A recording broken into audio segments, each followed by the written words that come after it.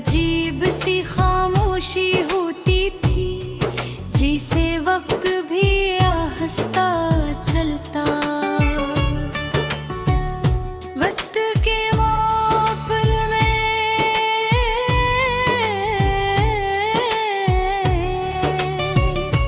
एक छोटी सी दुकान थी, जिसके बाहर लकड़ी का एक पुराना बोर्ड लटक रहा था। इस पर लिखा था नक्शा नवीसी और मरमन।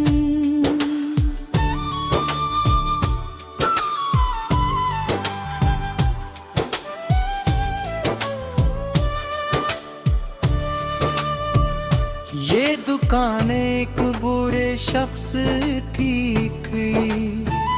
लोगों से बाबा शफीक कहते थे।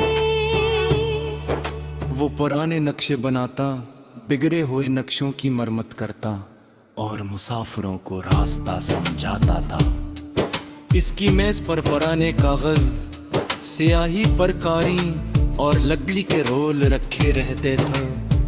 वो अक्सर घंटों एक ही नक्शे को गौर से देखता रहता, जैसे किसी पुरानी याद को दोबारा जिंदा कर रहा हो।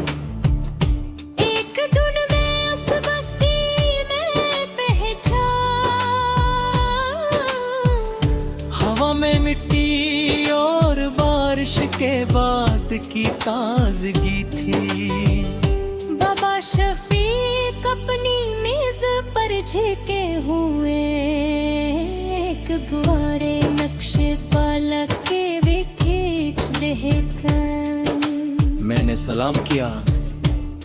उन्होंने सर उठाकर मुस्कुरा कर जवाब दिया और कहा, बैठ जाओ, रास्ते सिर्फ चलने से नहीं समझने से बनते हैं।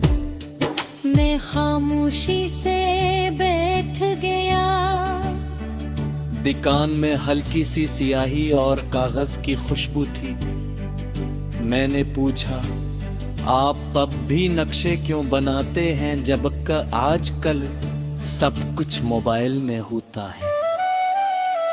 वो हल्के से हंसे और बोले, मोबाइल रास्ता दिखाता है मगर नक्शा समझाता है।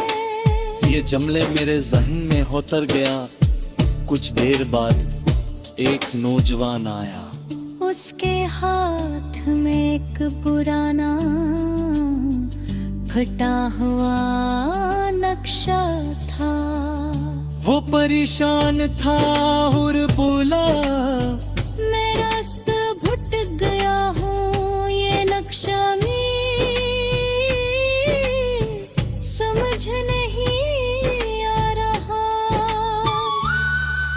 बाबा शफीक ने नक्शा लिया, उस पर नजरें दौड़ाई और फिर गीक नया कागज निकाल कर असी रास्ते को दोबारा बनाया।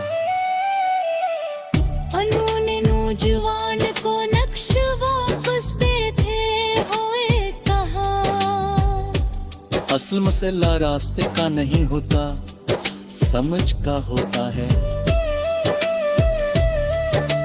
नौजवान शुक्रिया कहता हुआ चला। मैं पूछा, आपने इससे कुछ पैसे क्यों नहीं ले?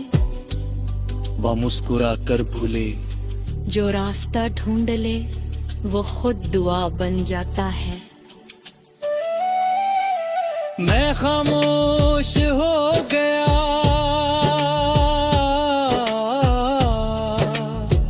दोपहर के वक्त एक बच्चा दुकान में आया। इसके पास कोई नक्शा नहीं था, बस वो खड़ा थर न थर देख रहा था।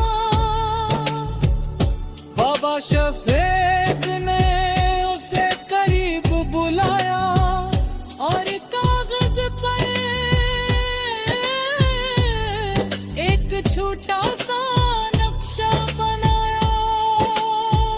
उसमें सर्फ तैन चीजें थे, घर दरख्त और स्कूल।